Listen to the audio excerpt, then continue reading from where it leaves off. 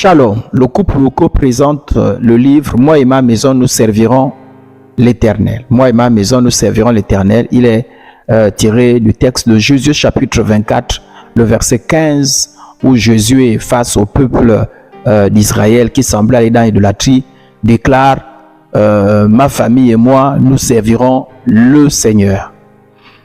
C'est un heureux devoir pour les parents de prendre soin de la famille pour en ce qui concerne tous les besoins, mais surtout aussi pour des besoins spirituels.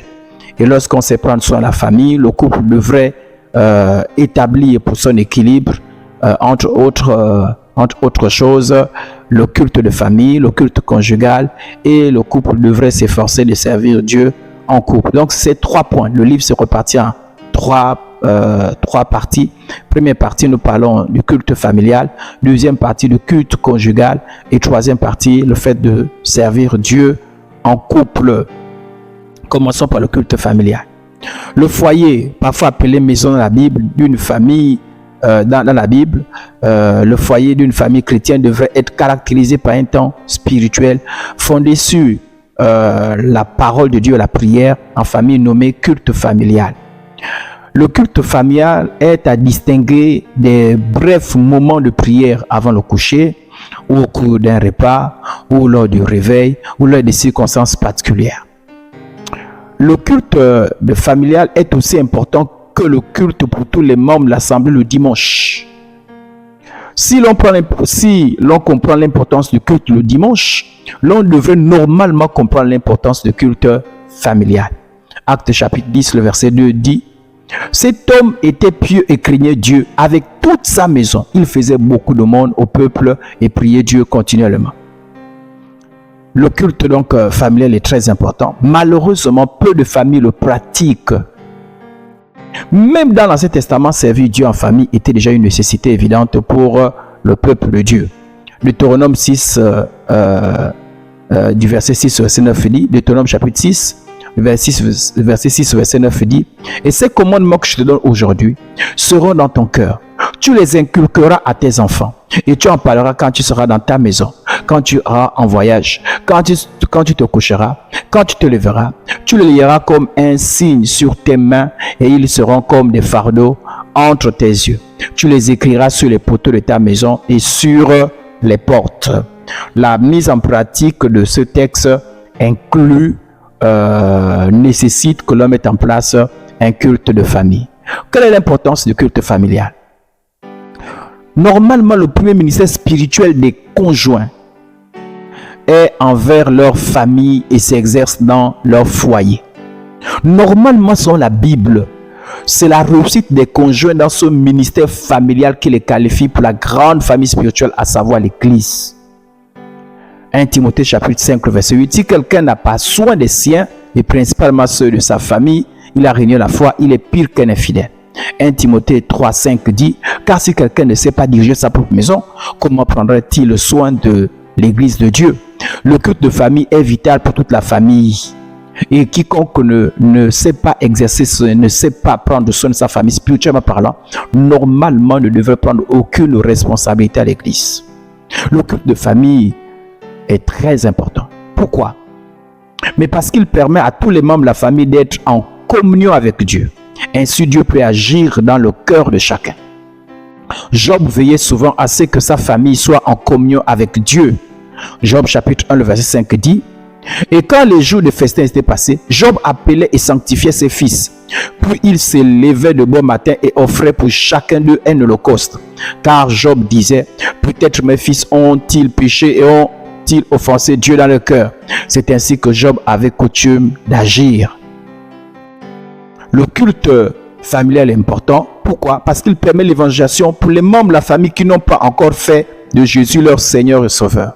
Acte 16, verset 31, verset 34 dit: Paul et Silas répondirent: crois au Seigneur Jésus, tu seras sauvé, toi et ta famille.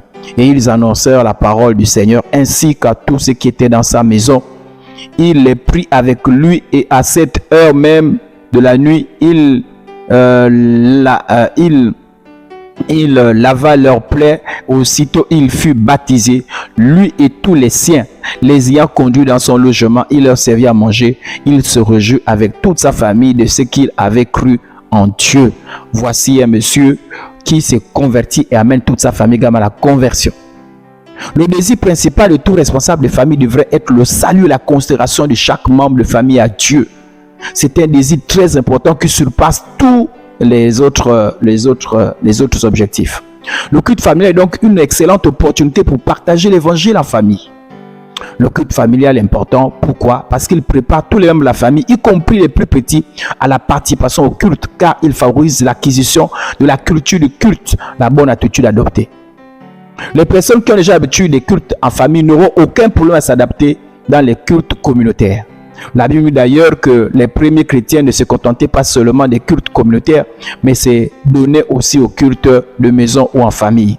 Actes chapitre 12, verset 12 dit, après avoir réfléchi, il se dirigea vers la maison de Marie, mère de Jean, surnommée Marc, où beaucoup de personnes étaient réunies et priaient.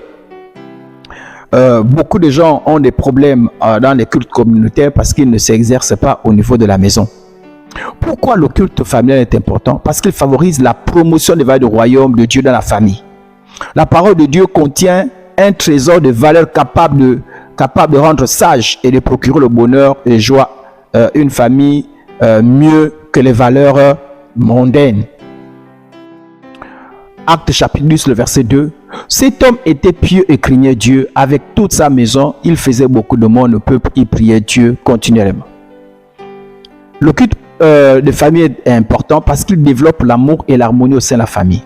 Le culte familial permet à toute une famille d'adopter ensemble l'enseignement de la Bible qui, mis en pratique, permet de mettre de l'ordre et de l'harmonie dans la famille. En effet, la Bible dispense des valeurs d'ordre, de bienséance, d'amour et d'harmonie. 1 Corinthiens 14, 40 dit « Mais que tout se fasse avec bienséance et avec ordre ».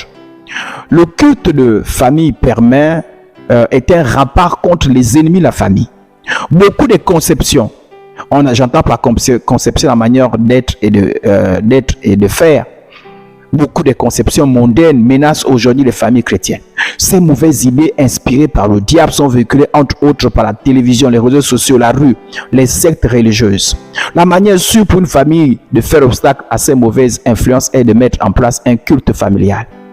2 Jean chapitre 1 verset 10 dit, quelqu'un vient à vous, n'apporte pas cette doctrine, ne le recevez pas dans votre maison et ne lutte pas. Salut.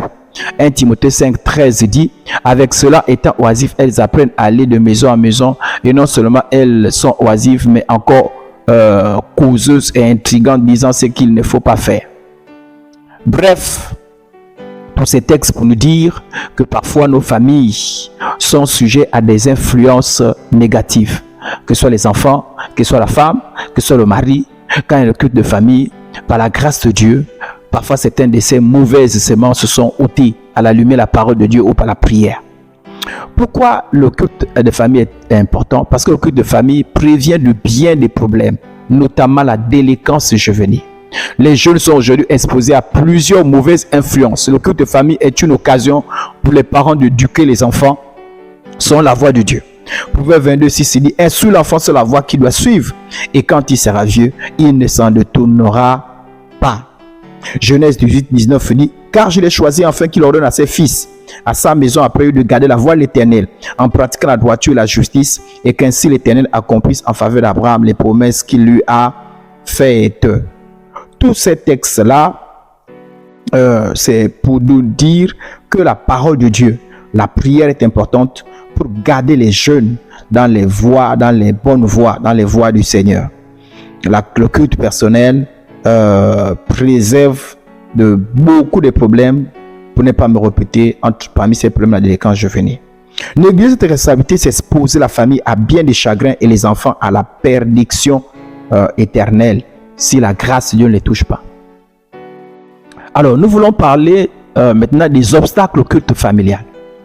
Les cultes de famille sont simples et faciles à mettre en place, mais peu de familles y parviennent.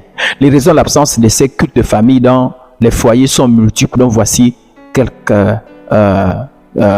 quelques-unes. La première raison, le premier obstacle au culte de famille, c'est le chacun pour soi dans la maison. Certains conjoints, par ignorance ou par timidité, ont tendance à vivre leur foi de façon personnelle au milieu de la famille.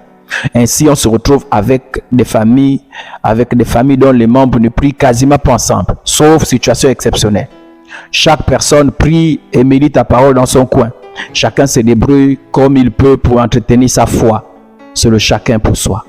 1 Corinthiens 10, 24 dit que personne ne cherche son propre intérêt, mais que chacun cherche celui d'autrui. Donc le chacun pour soi n'est pas biblique. Philippiens 2, 4 dit que chacun de vous, au lieu de considérer ses propres intérêts, considère aussi ceux des autres. Bref, il y a beaucoup de textes qui condamnent le chacun pour soi.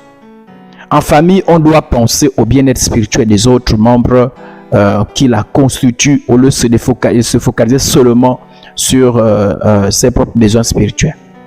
L'autre obstacle au culte familial, c'est le manque d'enthousiasme de l'un des conjoints. Il arrive parfois que l'un des conjoints, chrétien ou non, soit soumis, soit moins enthousiaste ou moins disposé à voir les cultes de famille s'organiser dans la maison. La situation est encore difficile quand le conjoint réticent est le chef de famille, l'homme. Normalement, c'est l'homme qui est chargé de mettre en place le culte de famille. C'est son rôle de chef. Quand on est chef, on n'est pas seulement chef pour exiger des choses, mais on est chef aussi parce qu'on a des responsabilités. Parmi ces responsabilités, un vrai chef de famille, bibliquement parlant, c'est celui qui sait s'occuper spirituellement parlant de sa famille et donc de mettre en place le culte de famille. Dans une maison, quand il n'y a pas de culte de famille, le premier responsable, c'est d'abord l'homme. Donc, lorsque l'homme est moins enthousiaste à mettre en place ce culte de famille, la situation est difficile, mais pas impossible. Mais il arrive aussi que ce soit la femme aussi qui soit moins enthousiaste parce qu'elle est négligente, parce qu'elle ne comprend pas peut-être l'importance. La Bible dit dans 2 Timothée chapitre 1 verset 8, n'ayez donc pas honte de témoignage à rendre à notre Seigneur, ni de moi son prisonnier, mais souffre avec moi pour l'évangile par la puissance de Dieu. La Bible nous demande de sortir de la honte, de la timidité et encourage donc chaque membre de famille à instituer un culte familial. Un enfant conscient peut mettre en place un culte de famille, inviter ses parents et avec la grâce de Dieu, ceux-ci peuvent s'habituer et vraiment se donner. Et parfois même, lorsqu'ils ne sont pas chrétiens, finissent par se convertir. Mais sinon, la responsabilité est à l'homme et à la femme. Et si l'homme ne comprend pas l'importance, la femme peut faire preuve de courage et l'établir. Romains chapitre 1, 16 dit, car je n'ai pas honte de l'évangile, c'est une puissance de Dieu pour le salut de quiconque croit, du juif premièrement, puis du grec. Luc 9, 26 dit, car quiconque aura honte de moi et de mes paroles, le Fils de l'homme aura honte de lui quand il viendra dans sa gloire et dans celle du Père et des saints anges. 2 Timothée 1, 7 dit, car ce n'est pas un esprit de timidité que Dieu nous a donné, mais un esprit de force, d'amour et de sagesse. Le croyant doit donc bannir la honte, la timidité, se revêtir de courage et de zèle pour mettre en place un culte familial. L'autre obstacle au culte familial, c'est la mauvaise gestion du temps. Une bonne gestion du temps est un vrai casse-tête pour les conjoints à cause de multiples occupations. Beaucoup de parents en font un prétexte pour justifier l'absence de culte familial au sein de leur foyer, surtout qu'il faut en plus trouver une heure précise qui arrange quasiment tout le monde.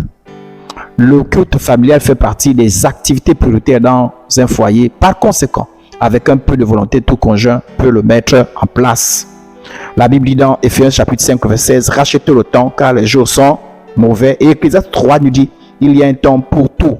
Un temps pour toutes choses sous les cieux. Normalement, la famille, les conjoints s'organiser à ce qu'il y ait quand même du temps pour, malgré les occupations, qu'il y ait un culte de famille, étant donné que le culte de famille ne prend pas beaucoup de temps à cause des petits-enfants et à cause parfois des personnes, parfois parce que dans une maison, il peut y avoir des personnes âgées. Bref, on évite d'avoir beaucoup de temps, il faut juste un court temps. L'autre obstacle au culte familial, c'est la procrastination. La procrastination est le comportement d'une personne qui remet systématiquement ce qu'il peut faire maintenant à plus tard, par manque de motivation ou par paresse. Ainsi, beaucoup de conjoints promettent de commencer le culte familial, mais malheureusement ne le font jamais. C'est pourquoi il faut faire violence et être déterminé à commencer peu à peu la qualité c'est pourquoi il faut faire violence et être déterminé à commencer. Peu importe la qualité du départ, les choses s'amélioreront au fur et à mesure. C'est déjà une grande bataille de commencer le culte familial, bien qu'il faut par la suite lutter pour son maintien. Mais il faut d'abord et déjà commencer au lieu de demeurer dans la procrastination qui est une forme de paresse, donc un péché. La Bible dit dans Proverbe chapitre 6 verset 9, dit: paresseux, jusqu'à quand seras-tu couché? Quand te lèveras-tu de ton sommeil? Proverbe 13, 4 dit: l'âme du paresseux a des désirs qui ne peut satisfaire, mais l'âme des hommes diligents sera rassasiée. Donc le paresseux, celui qui dit: ah, c'est bien le culte familial, je le mettrai en place, mais fini n'est pas le faire, c'est la paresse spirituelle. Et nous sommes appelés à faire des efforts. Jean chapitre 6 verset 27 dit: travaillez non pour la nourriture qui périt, mais pour celle qui subsiste pour la vie éternelle, et que le Fils de l'homme vous donnera, car c'est lui que le Père, que Dieu a marqué de son sceau. Si nous allons au travail pour des choses qui périssent, à plus forte raison n'est pas instituer le culte familial qui, entre guillemets, est un travail dont le résultat ne périt pas. Hébreux chapitre 6 verset 11 dit: nous désirons que chacun de vous montre le même zèle pour conserver jusqu'à la fin une pleine espérance. Le zèle que nous mettons pour le travail, pour les choses, autre chose, nous pouvons aussi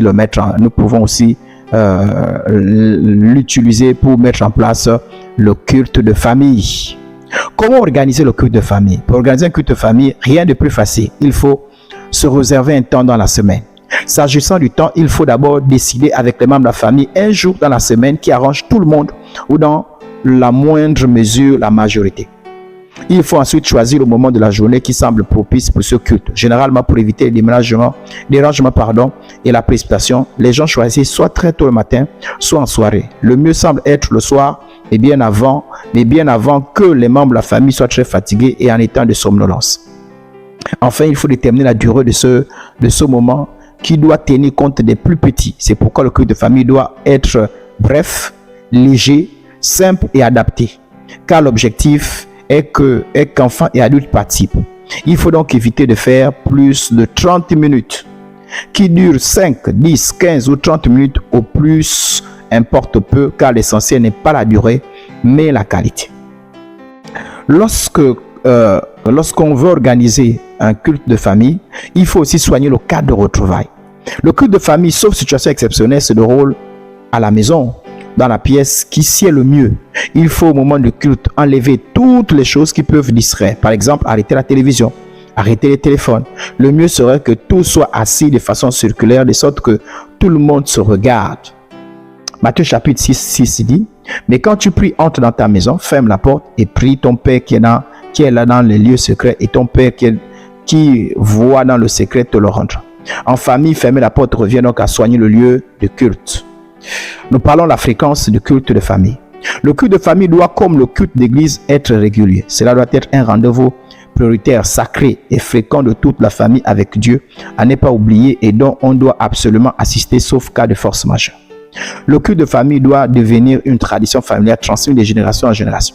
L'idée est qu'il se fasse au moins une fois la semaine, mais il peut s'adapter sans toutefois que l'intervalle entre deux cultes soit long.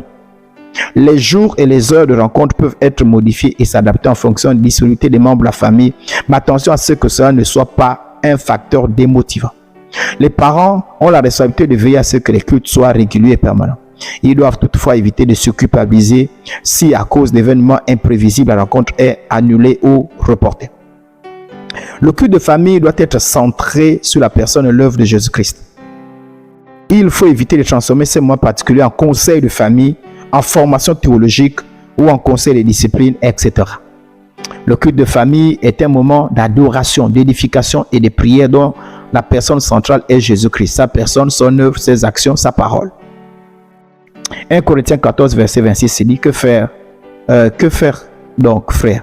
lorsque vous assemblez, les uns et les autres parmi vous ont-ils un cantique, une instruction, une révélation, une langue, une interprétation, que tout se fasse pour l'édification? Quelles sont les activités qu'on peut mener lors d'un culte de famille? Lors d'un culte de famille, on peut avoir comme activité la prière. Dans la prière, il peut y avoir l'adoration, l'apprentissage de nouveaux cantiques, le partage des requêtes. Chacun peut partager une requête. Il ne faut pas sous-estimer la requête d'une personne. On peut prier les uns pour les autres. On peut prier plusieurs requêtes. Dans le culte familial, on peut aussi, il y a la méditation, la parole. Dans la méditation, on peut apprendre des versets. On peut discuter autour de certains versets. On peut étudier des histoires bibliques. On peut voir comment mettre en pratique un verset. Mais il peut aussi avoir d'autres activités. Par exemple, il peut avoir, vous suivez, par exemple, une vidéo spirituelle, après vous faites des commentaires. Quelques conseils. Encouragez les courtes prières, surtout lorsque il y a des enfants, lors du culte de famille. Parce que lors du culte de famille, on ne fait pas des démonstrations de prière. Parce que le culte de famille aussi a un côté pédagogique. Donc, on fait attention aux autres. Hein? On ne prie pas comme si on était seul. On tient compte des autres. Et pendant le culte de famille, priez pour les personnes malades qui passent par des moments difficiles.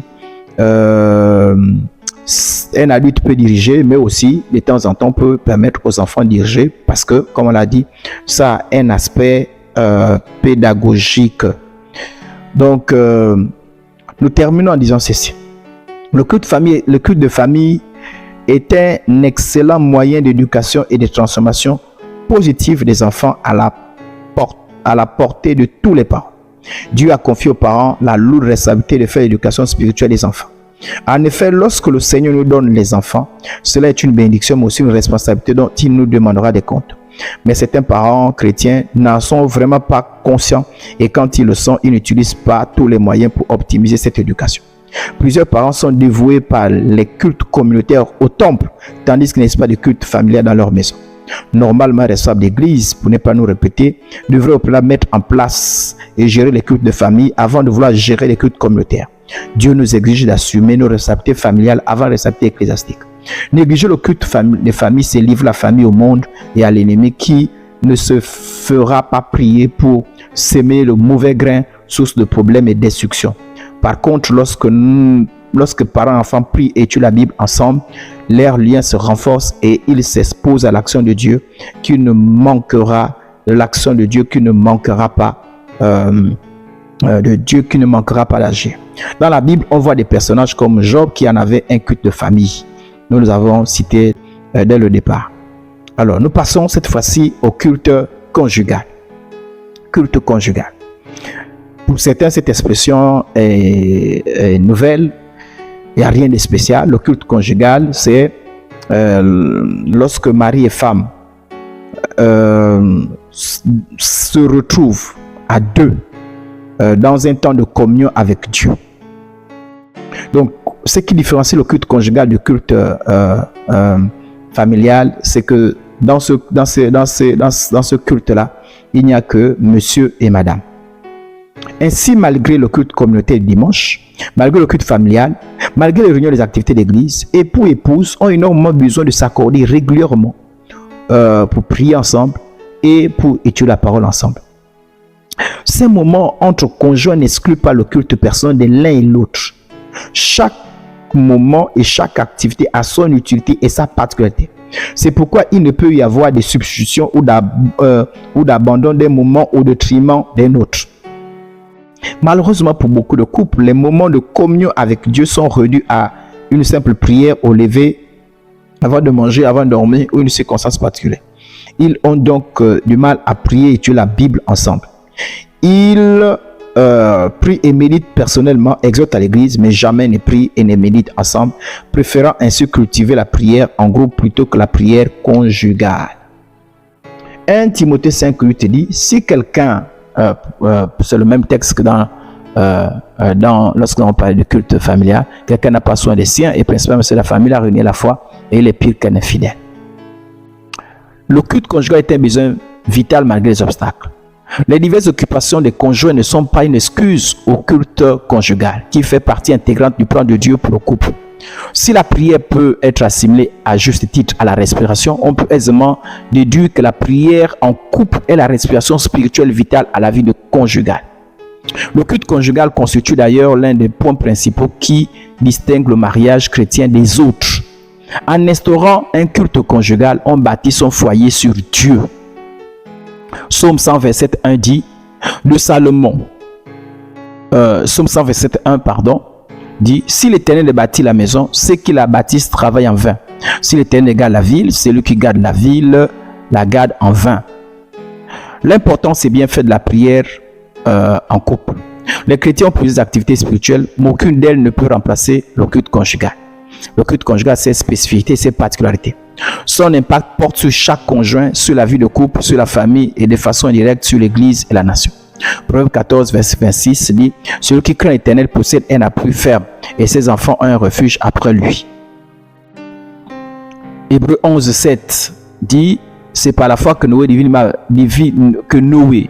avertit des choses qu'on ne voyait pas encore, et c'est une crainte respectueuse constitue une âge pour sauver sa famille. Le culte conjugal est un rempart contre les attaques du diable.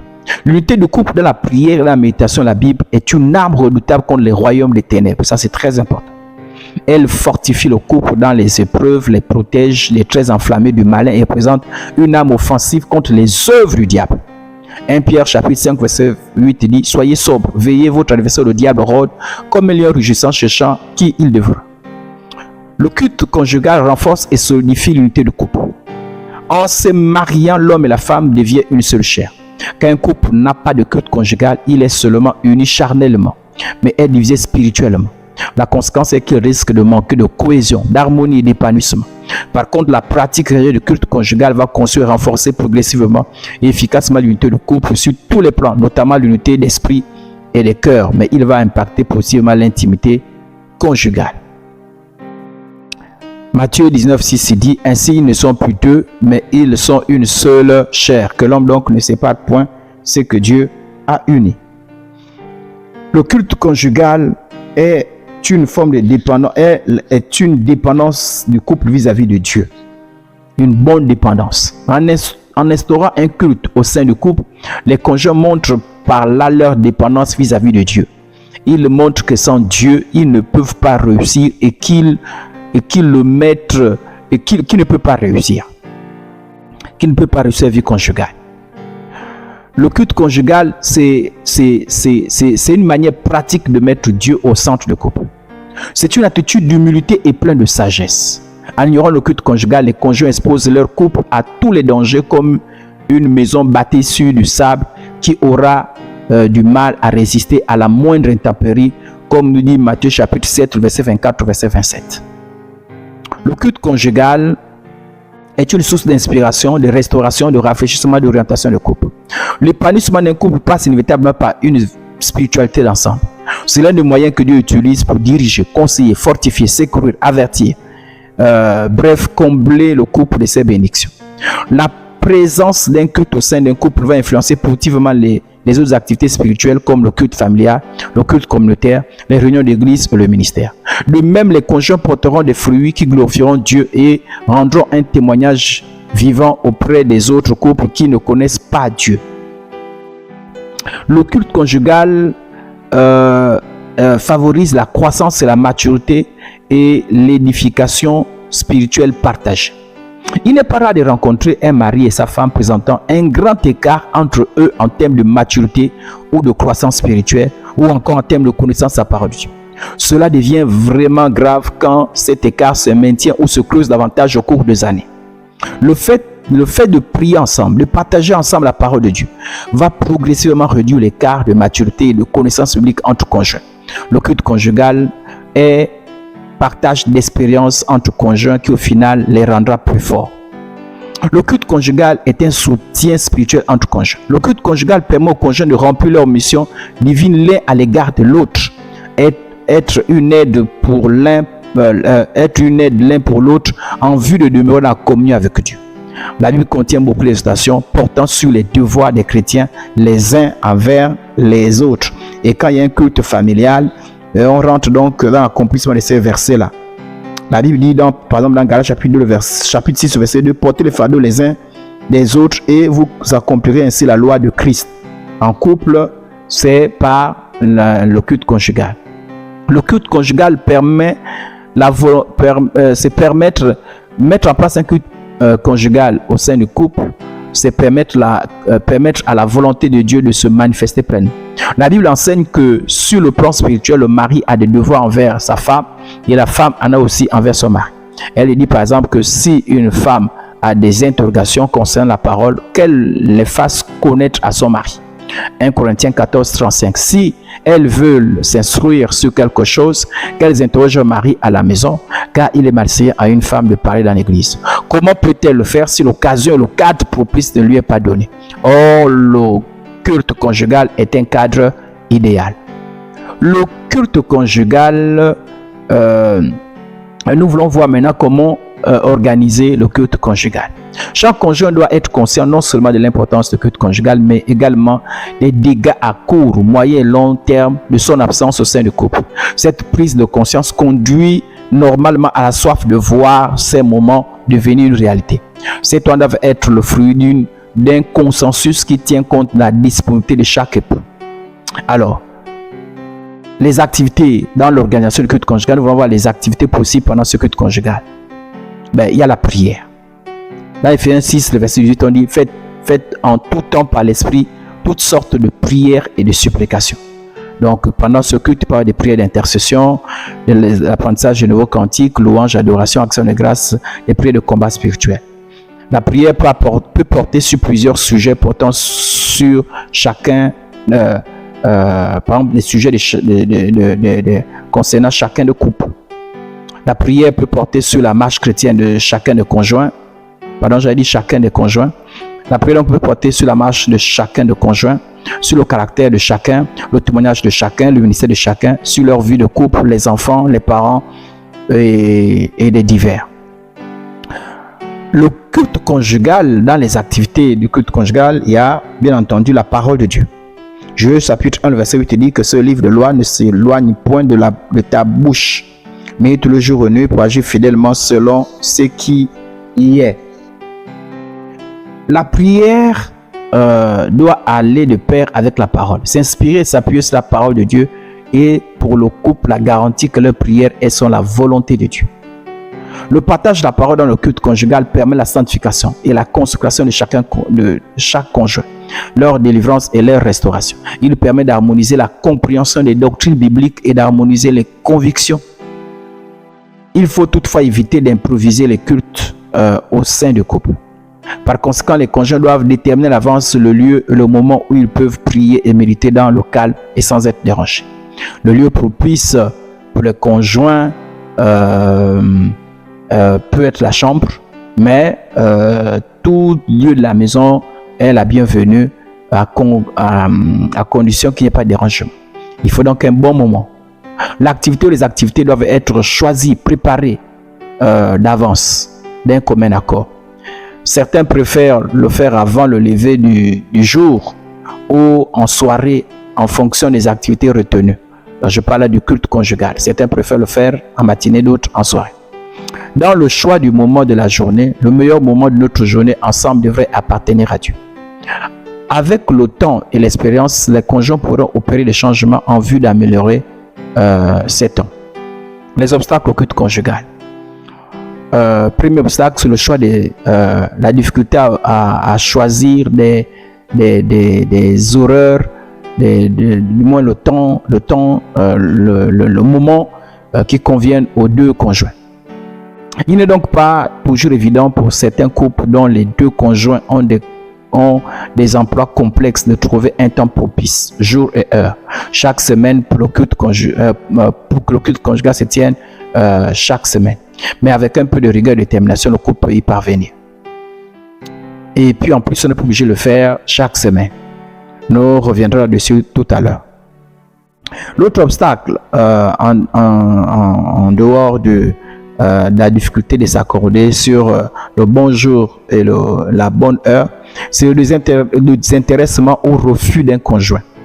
il est difficile de mettre en place un culte régulier dans un couple où l'un des conjoints est soit non croyant, soit un chrétien immature ou charnel, ou soit n'est pas disposé lui-même, c'est-à-dire que ne dispose même pas lui-même d'abord un culte personnel. Il ne voit pas trop l'importance du culte conjugal. Dans ces différents cas, c'est la personne croyante ou plus mature de l'initier en douceur, sagement et progressivement. Et c'est impossible. Romains chapitre 15, verset 1 dit: « Nous qui sommes forts, nous devons supporter les faiblesses de ceux qui ne le sont pas et ne pas nous complaire à nous-mêmes. » L'autre obstacle, c'est le chacun pour soi. C'est un conjoint comme un blocage psychologique de prière et de méditer ensemble. Ils se sentent gênés, embêtés par un culte partagé à deux, comme si l'un troublait leur intimité avec Dieu. Cette vision du culte conjugal n'est pas biblique, car la Bible affirme clairement que c'est une bénédiction de prier et de méditer à deux. D'ailleurs, plusieurs promesses divines y sont rattachées. La Bible dit, 1 Corinthiens 10, 24, que personne ne cherche donc son propre intérêt, mais que chacun cherche celui d'autrui. Quel autre obstacle au culte conjugal? C'est l'orgueil et l'autosuffisance d'un ou des deux conjoints. Quel conjoint ne ressent pas le besoin d'un culte conjugal parce qu'ils ne voient pas l'apport de celui-ci dans leur vie spirituelle?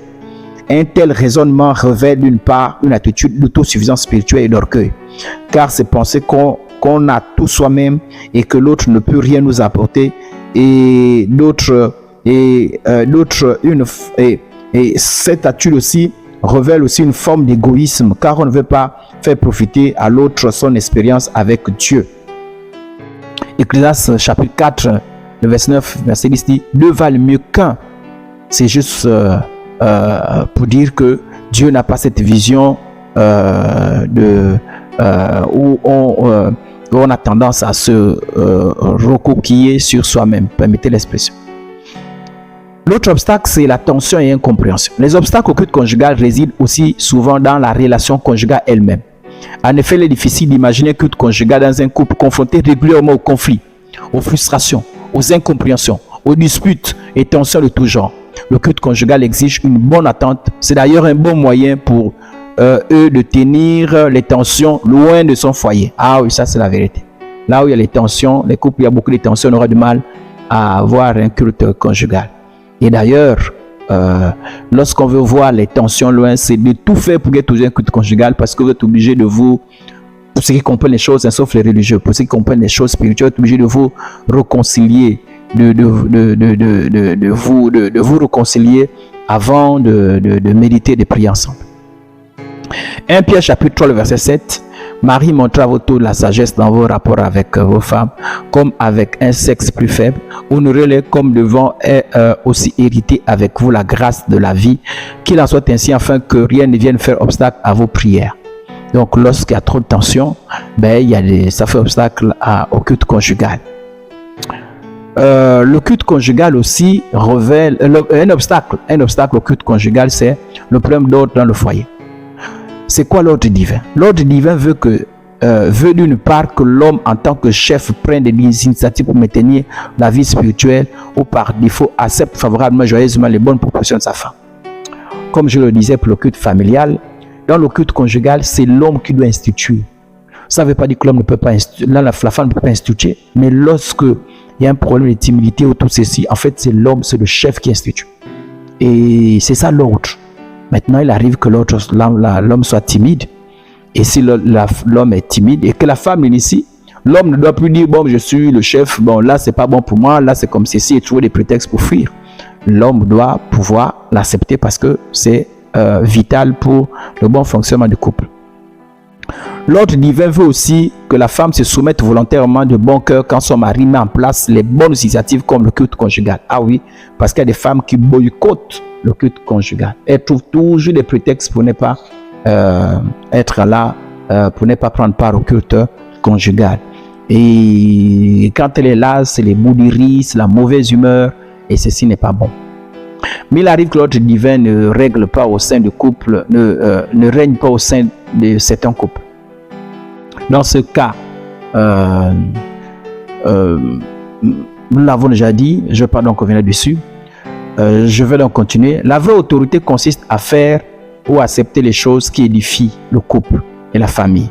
Et la vraie soumission consiste à accepter librement et joyeusement tout ce qui correspond à la volonté de Dieu venant du mari. Les erreurs à éviter lorsqu'on veut mettre en place un culte conjugal.